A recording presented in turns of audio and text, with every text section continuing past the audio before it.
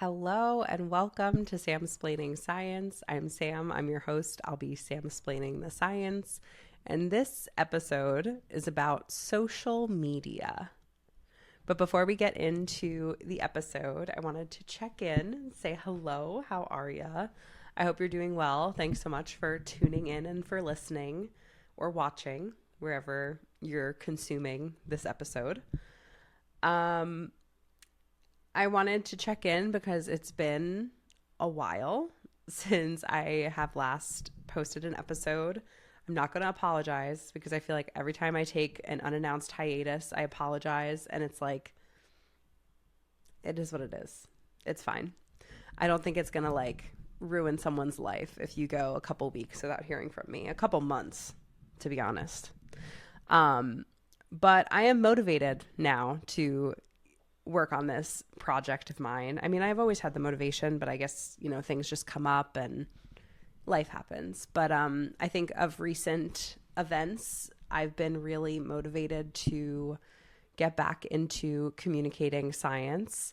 And the recent event that I am referring to most recently and most specifically is the election, the United States election.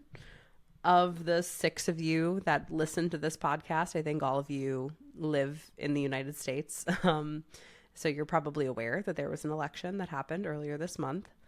And I think of the 6 of you who listen to this podcast, all 6 of you also know me personally. So it may not be a surprise to you that the outcome of this election is not what I was hoping for. So I think I don't want to fall too far down into a rabbit hole, but I do not agree with mostly everything that the incoming president stands for. And there are a lot of social issues that I completely disagree with. The way that he talks about women, the way that he talks about the LGBTQ plus community, the way that he talks about immigrants, to me is just vile and disgusting, and I don't agree with any of that at all. But also when we're talking about his policies for climate, for abortion, for gun control, his concepts of policies are not rooted in science. So even if you want to excuse the social bit, which I don't excuse it, but if you want to, his policies are not aligned in science. And as a scientist, I don't particularly agree with what he says. Not that I'm an expert in climate science, but I know enough to trust the experts, and the experts don't agree with him either. So that's a little concerning. But this is all to say that I guess the silver lining to the doom that I've felt over the past 4 weeks is that I am really motivated to continue making science communication, science education available for people so that you have an opportunity to learn and be educated about science in general. And we're going to keep it fun and we're going to keep it light. But yeah, just wanted to kind of get my thoughts out there. So without further ado, we'll get into today's episode, which is about social media, as I said. I don't know about you, but one of my, I don't want to say favorite pastimes, because I don't really know if it's a favorite, but one of my most common pastimes is scrolling social media. And I'm not proud to admit it, that I could spend hours scrolling. I'm not proud, but I'm going to be honest. I'm going to be truthful about my awful habit of spending way too much time on my phone, and not even way too much time on my phone, way too much time on social media. It's embarrassing, but it's true. And it's like, in a way it's good, right? Because social media can connect you with people who you don't see all the time. And it can there's benefits to social media, but it's also kind of boring when you're like, oh yeah. When someone asks you, what do you do in your spare time? It's like, oh, I doom scroll. I doom scroll on TikTok and I doom scroll on Instagram. That's not that interesting, So I feel like I need a new hobby that isn't this. Maybe I'll learn how to knit, Or like, I don't know, what else is there? Learn how to rollerblade, but not a run club. I'll never join a run club. This is no if you're in a run club, I love you and I support you wholeheartedly. But if I ever say, I'm joining a run club, that's a cry for help. Me joining a run club is like a woman getting bangs. She's not well. She needs help.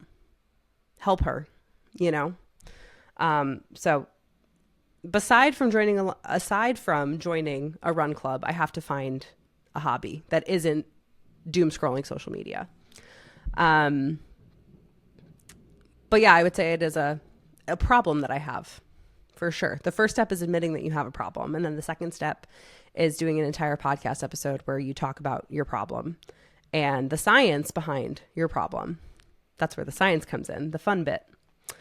So let's get into the episode. Let's get into the questions for today. I really hope this is recording. It's been a minute since I've recorded on this platform. I think it is. Okay. There's bound to be some technical difficulties, but I think we're going well so far. Okay. So let's get into the questions for today's episode. Maybe.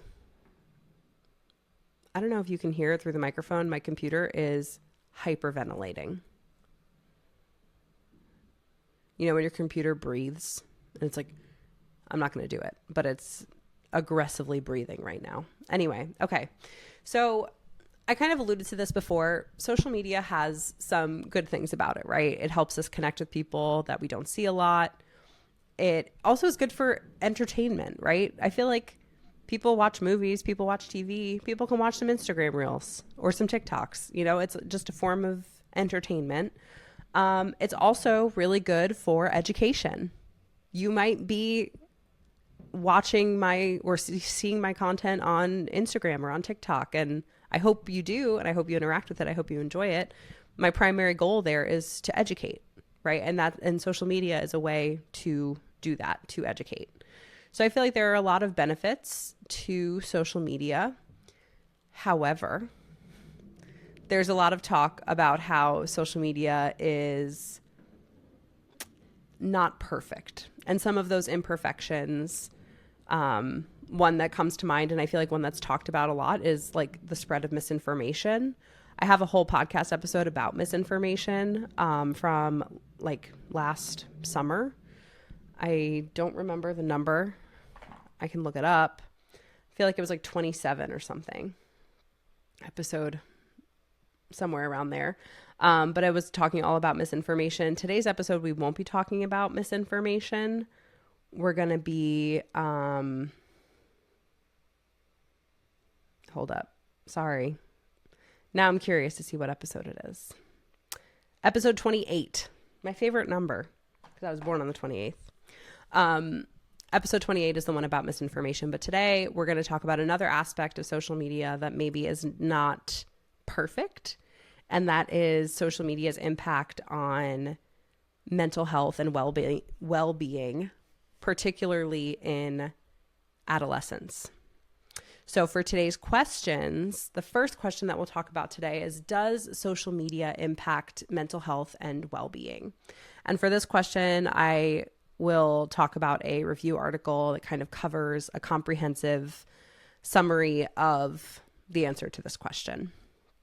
The second question is, how can social media poison our brains?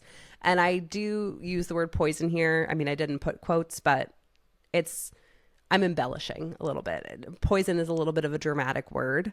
But me personally, you know how you can like put your apps and folders on your phone? My social media folder on my phone is called Apps That Poison Your Brain, because, you know, it has the potential to poison your brain. Spoiler alert. But again, poison is dramatic. That's just my embellishment. So the second question, we'll be talking about how can social media poison, quote unquote, our brain. And then the third question is really like a takeaway, like a summary question and an action item for myself. You can or You can also have this as a takeaway or just ignore it. But it is, what can we do to limit the negative impacts of social media on our brains? As always, the links to the research articles and the peer-reviewed articles that I use to answer these questions is in the episode description.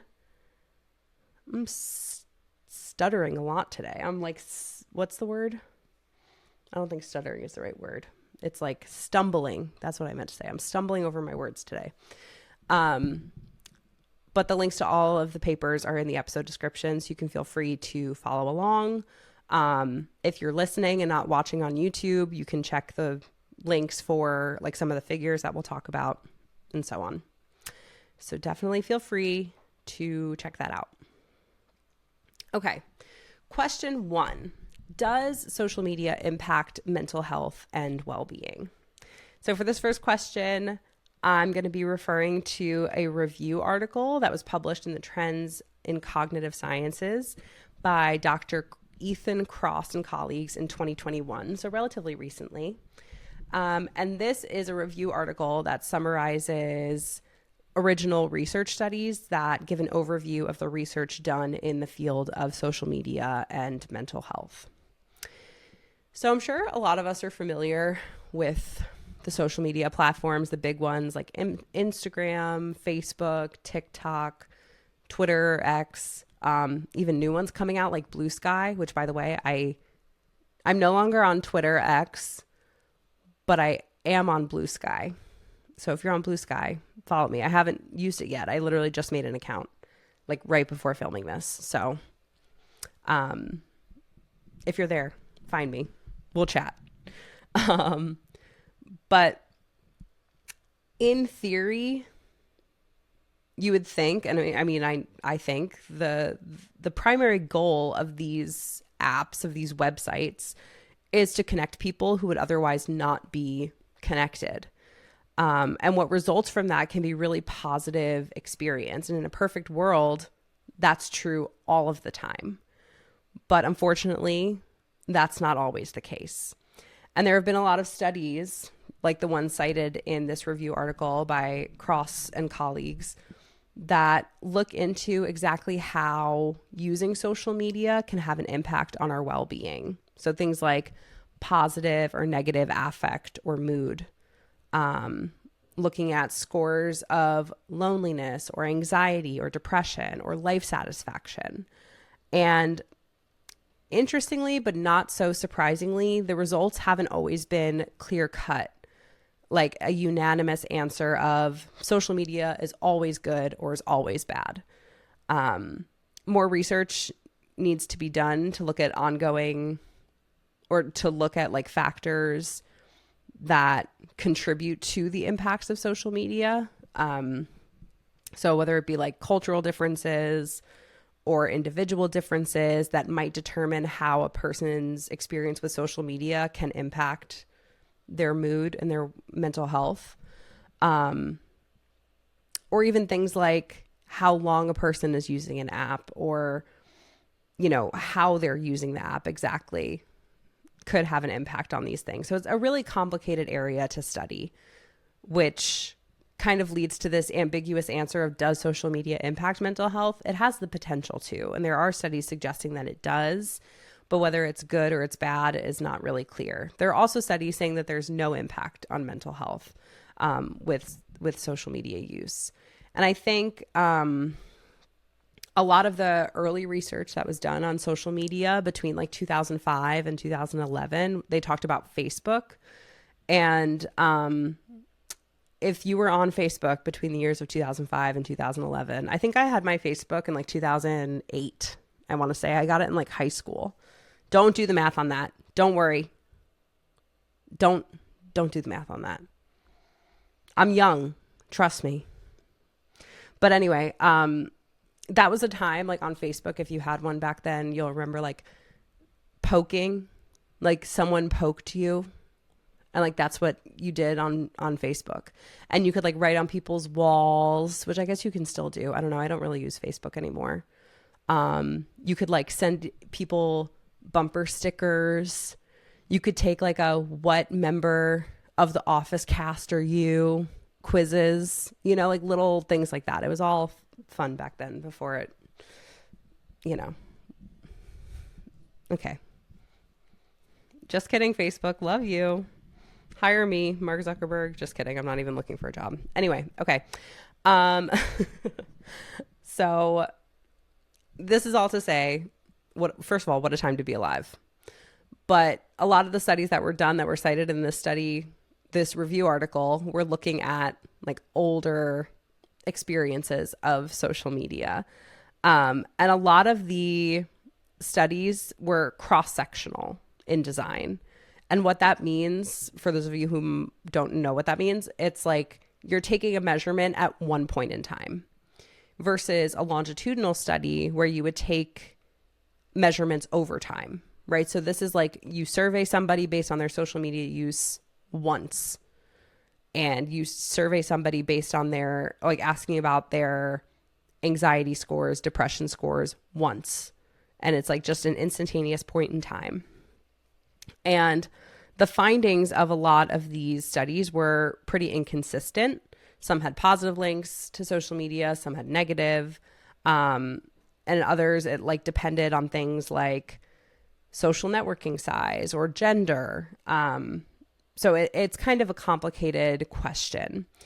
And I think like the cross-sectional studies kind of introduce this idea, but they're not the most sophisticated study designed to look at the impact of social media on mental health, because a connection or a correlation between two things at one point in time doesn't provide enough evidence for, or doesn't provide any evidence really for a causal relationship of spending time on social media does cause anxiety or does cause depression. When you're just taking it at like an instantaneous, sorry, I snapped. I hope that wasn't too loud in the microphone. But like when you're taking it at like an instantaneous point in time, there's not enough information to understand if it's a causal relationship or if it's not. Just a correlation. Correlation does not imply causation. There were also some studies though that looked at well-being scores and social media use longitudinally in like the late 2010s. But again, here, those findings were also inconsistent. So some had positive direct relationships between the two. Some had negative relationships, and others had factors that made those relationships a little more complicated, like individual differences that impacted the relationship. And the authors of this review article that's linked below note that the inconsistency in some of the findings across both the cross-sectional and the longitudinal studies are not just because it's a complicated issue, but also because of the way that some measures were measured for social media use and even well-being, right? I think those measures are not always taken the same from study to study to study. And this is something that they call the jingle jangle problem, which sounds very festive, like Christmas. For some reason, jingle jangle, I'm like, that's Christmassy, but this is not in a Christmas context. Although, may I take a break to show you that I did indeed put my Christmas tree up already. She's a stunner. She's a beaut. So the jingle jangle problem that they're referring to in this paper is that the measurements for defining, for example, social media use aren't homogeneous. They're not the same across all of these studies. So some studies, when they're defining social media use, they look at using online social networks like Facebook, Instagram, LinkedIn, whatever. Whereas others look at digital screen time, where like they'll just look at the total time on your phone, right? And I think the problem with that sort of measurement is that it's not super specific to using social media. So in that case, you could have somebody who like uses Instagram for 10 minutes a day and then reads an ebook on the Libby app. Shout out Libby, my new favorite app. That's an app that lets you rent ebooks and audiobooks from your local library, support your local libraries. But like this person can read a book on Libby for 3 hours and 50 minutes a day and then use social media for 10, but their digital screen time is 4 hours a day. And they would be counted the same as someone who scrolls TikTok for 4 hours a day. Like that's not, you and I both know that's not the same experience. So there's some like missing context for using something like digital screen time as a measurement, as a proxy measurement of using social media. So I think that this paper kind of calls out that difference. And like when social scientists are looking for ways to better study and better understand, better study social media use and measure it, there's a call to make the measurements of social media use a bit more consistent across studies. Another point that this paper makes that I actually thought was really interesting was they talked about some meta-analyses that were done, and meta-analyses like combine data across studies and do new analyses and new statistics on that pooled data. And they found that one meta-analysis that they cited in the review paper found that active social media usage was connected to improved psychological well-being. And what they mean by active social media use is basically like using social media with intention. So going on Instagram and connecting with your friends and messaging with your friends, or messaging with family members you haven't seen in a while, or maybe creating content and posting it online to interact with people. Like that is active social media use. And they also found that passive social media use, which I think from my understanding is more just like scrolling, not commenting, not connecting with people, just kind of like more passive usage of social media, is linked to a reduced well-being score. Well-being score. Or I should say it's linked to a lower well-being score.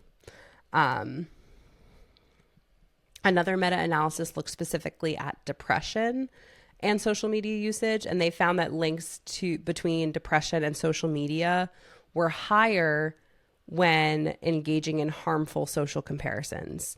So I feel like this is not a unique experience, but I feel like a lot of times on social media, people are sharing the best parts of their lives, and they're on vacation, and they're buying a new house, and they're, you know, doing all these things. And it's like, oh, look how glamorous and amazing my life is. And look at all these like nice designer handbags I have and new outfits and, you know, that sort of thing. And when you see those things, I feel like it's a natural, maybe I'm projecting, but it's pretty natural to like compare yourself to that. And it's like, wow, I don't have a beach house. I don't have, you know, tons and tons of money, and I'm not traveling to Europe every other weekend. And, you know, it's like that sort of comparison based on this meta-analysis increases the degree of connection between social media use and depression. So that's why you should unfollow the Kardashians. You didn't hear it from me, but just an idea. I did it a long time ago, and I got to say, I'm fine. Nothing happened. I'm good. But one last thing to kind of round out this paper. Did I say one last thing already? And another thing from this paper. The authors also suggest that for social scientists who are looking to continue studying social media, one, that they should, because this is something that, whether we like it or not, is like a regular part of our day-to-day realities, and it should be studied. But the authors really emphasize, instead of asking, does social media impact our lives? The question phrase should really be, how does it impact our lives? And we need better designed studies like longitudinal studies, to understand exactly how social media creates this impact on our lives, whether it be our mental health, our well-being, our depression scores, loneliness scores, that sort of thing. And once we understand the mechanisms by which social media impacts our overall well-being, then we can try to minimize the negative impacts while encouraging the positive impacts. So that's question one. Does social media impact our well-being? It does have the potential to, but there's mixed evidence on whether it is all good, all bad, or neutral in the middle. So moving on to question number 2, how can social media poison our brains? For this question, I'm going to be referring to the research study published in the Lancet Clinical Medicine, or the Lancet Psychiatry, in 2018 by Kelly and colleagues. And this uses data from the Millennium Cohort, UK Millennium Cohort study. And the aim of the study here was to look at specifically how social media is associated with adolescent depressive symptoms. And even though I'm not an adolescent, because I admitted to being in high school in 2008, and even though I asked you not to do that math, you probably did it. We're moving on from that. I also literally, my previous episode was about gray hair. So whatever, it's fine.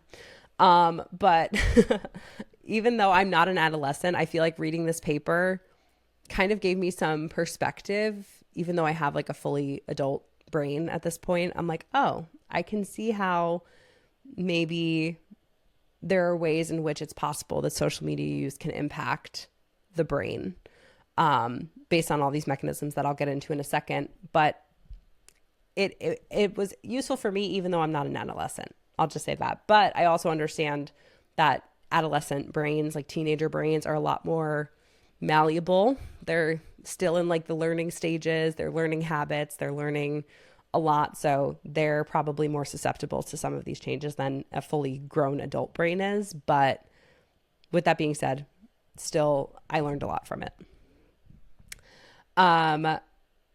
So in this study, they really looked at specific pathways that could be contributing to the relationship between social media and reported depressive symptoms. And this includes pathways that regulate like sleep quality, self-esteem, online harassment, and body image. So the study looked at data from almost 11,000 14-year-olds, which sounds like a nightmare. No offense to 14-year-olds. And with this data, they used mathematical models to look for connections between social media use and depressive symptoms. So they took a whole bunch of measurements, one of social media use. So the teens were surveyed and asked the teens, the youth were asked, like, on a normal weekday, how much time do you spend on a social networking or a messaging app like Facebook or WhatsApp or whatever, Twitter. And it was like a multiple choice question. So it was either like they spend 0 hours, 1 to 3 hours, 3 to 5 hours, or more than 5 hours on a social networking app. Then they had measurements of sleep to get an idea of the participants' sleep quality. So they looked at things like sleep duration based on the reported sleep and wake times of the participant. They looked at latency, how long it took the participant to fall asleep on average at night, and disruption in sleep. So they asked the participants, how often do you wake up in the middle of the night? And if there's a lot of disruptions in their sleep, that obviously impacts their sleep quality. Another factor that they measured in this study was online harassment. So they asked questions about sending or receiving unwanted, mean, negative, nasty messages. And the participants were classified as either having no involvement in online harassment, being a perpetrator of online harassment, being a victim of online harassment, or being a perpetrator victim. So you could be both. So it's basically perpetrator, victim, both or neither. Another measurement here was looking at self-esteem of the participant using a Rosenberg scale. And this basically characterizes a participant on whether they feel they have good qualities or they feel good about themselves. And it was basically a dichotomized scale. So either the participant had low self-esteem or they had normal to high self-esteem. So one of those two options. They were also graded on their happiness with their appearance from a scale from 1 to 7, where 1 is they're very happy with their appearance and 7 is feeling very unhappy with the way that they look. And this measurement was used as a continuous variable. So they took like a log transform. Sorry to get nerdy, but they basically used this as a log transform of this 1 to 7 measure in the mathematical model. They also looked at body weight satisfaction, which was basically determining whether they're satisfied or dissatisfied based on a number of questions. So questions like, which of these do you think you are, either underweight, the right weight, slightly overweight, or very overweight? That was one question. Another question is, have you exercised to lose weight or avoid gaining weight? Have you eaten less food to lose weight or avoid gaining weight, and so on? So that kind of, from those questions, they're able to determine whether the participant is satisfied with their body weight or whether they're dissatisfied with their body weight. And there are a lot, I'm sorry, but I think this is the last main measurement that they looked at, which is the depressive symptoms. And the depressive symptoms were measured with the mood and feelings questionnaire, which asked about their mood and feelings within the last 2 weeks. So things like, I have felt miserable in the last 2 weeks, yes or no. And if the kid answers yes, they score 1 point. If they answer no, they get 0 points. Things like, I didn't enjoy anything in the last 2 weeks, yes or no. Yes, they get a point. No, they don't get a point. So the way that scores out is that higher scores indicate more depressive symptoms, more frequent depressive symptoms in that participant. So when you look at the depressive score, a higher number means more depressed, and a lower number is less depressed or absence of depressive symptoms. The last thing that I'll mention here is that they also measured some confounding variables because they wanted to consider things that might impact some of these factors but aren't directly of interest to the study. So this includes things like family income or age. And they wanted to control for this in the analysis because, like, for example, if the child is from a low-income family, there might be additional stressors that could impact their self-esteem or depressive symptoms or sleep quality or whatever. So they wanted to kind of control for some of those things in the model to make sure that any impact from those confounding variables weren't driving the relationships that they're looking for. They also split up the analyses between girls and boys. And what they really wanted to look at here was a potential pathway, looking to see if social media had an impact on sleep, self-esteem, online harassment, or body image, as these sort of like middle players in a larger picture. So if you're following along in the paper, figure 1 kind of shows this pathway of the potential connections between social media use and depressive symptoms, where social media is on one side, depression is on the other side, and then in between them, there are different pathways connecting social media to sleep, harassment online, poor self-esteem, and body image. And then those 4 middle factors also kind of feed into the experience of depressive symptoms. And they're just basically looking at the connections between all of these factors to see if and how they're connected. But before they do that, the primary interest was to see, like, does social media use have a connection to, or is it related to depressive symptoms? And in this case, in this study, they did find significant associations between the time spent on social media and depressive symptoms for both boys and girls.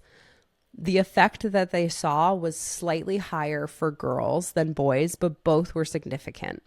So when comparing to within sex, within gender, comparing girls who had used social media for 3 to 5 hours a day to girls who use social media for only 1 to 3 hours a day, the girls who use social media more for 3 to 5 hours had a 26% increase in their depressive scores. On the other hand, the boys, comparing boys who use social media for 3 to 5 hours a day to boys who use social media for 1 to 3 hours a day, they had a 21% increase in their depressive scores. So both boys and girls showed in those groups that had a little bit higher social media use during the day, they had elevated depressive scores. So for girls, it was 26%. For boys, it was 21%. That was even more true when looking at using social media for more than 5 hours a day. So in girls who used social media for more than 5 hours a day, their depressive scores were 50% higher than girls who use social media for 1 to 3 hours a day. For boys, the jump wasn't as extreme. Boys that used social media for 5+ hours had a 35% higher depressive score on average than the boys who used it for 1 to 3 hours. So again, for both boys and girls, they saw that more social media use is associated with higher depressive scores. Although girls had a slightly elevated difference than the boys did, but both had elevated depressive scores with more social media use. Important to note here, I think I meant to emphasize this earlier. I don't know if I did or not. This is a cross-sectional study. So again, these were kids who were surveyed on social media use, sleep, depressive symptoms, etc. at a single point in time. So again, we can't really say like, oh, well, Johnny spent an hour on social media this day and then his depressive score was this. So, and then the next day he spent 8 hours on social media and his depressive score was this. There's no like longitudinal measuring of the different factors for each participant. So it's not a longitudinal study. You can't show direct causation between different factors. What we can only really look at is in this single point in time, is there a relationship between across the participants, looking at their social media depressive symptoms in this case. And it does suggest here that more social media use is associated with higher depressive symptoms, but whether one causes the other, we can't say with this data set. So now getting into the network of pathways that include the sleep, the online harassment, the self-esteem, the body image, all that stuff. This is on the video, you're looking at figure 2 in the Kelly paper, but if you're following along in the paper, you can just scroll to figure 2, where you'll see this big web of chaos looking at all of the variables that are linked together by arrows of different sizes. And the thickness of the arrow indicates exactly how strong the relationships are. So a very thick arrow means that these two factors are strongly related to one another.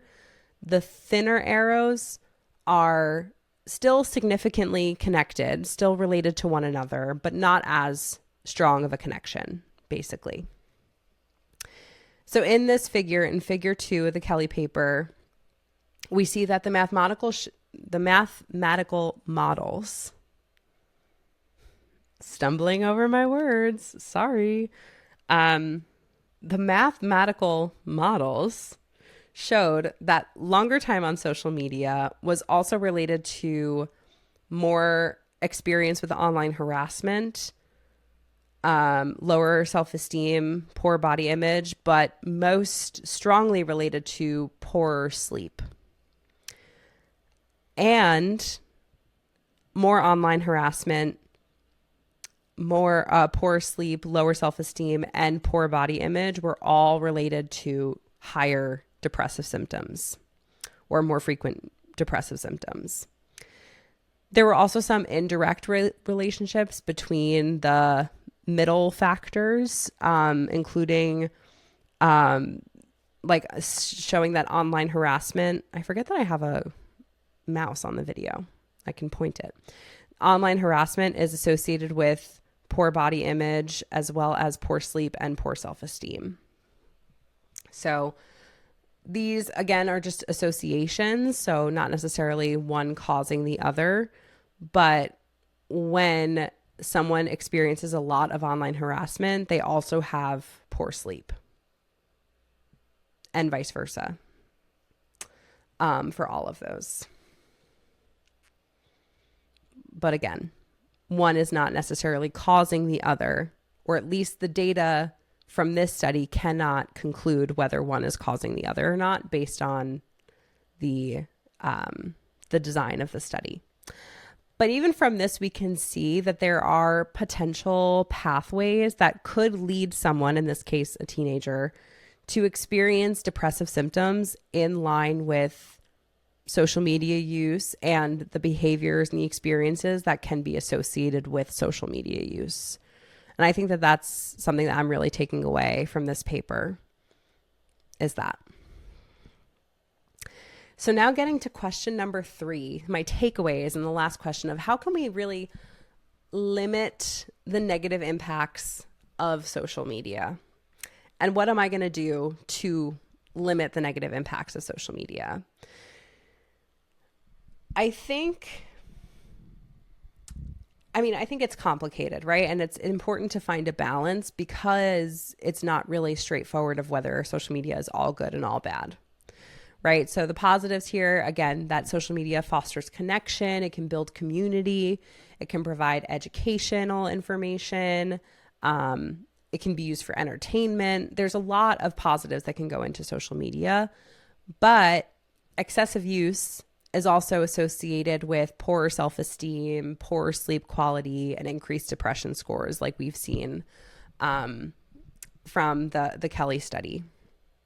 So I think knowing this, I think it's beneficial to use social media less frequently. So I'm going to try, my famous last words, I'm going to try to use social media less frequently. But I think when I frame it in this way of thinking about how there are connections to poor self-esteem, poor sleep quality, all of that, I'm hoping that I'll be able to actually reduce the amount of time that I spend on social media.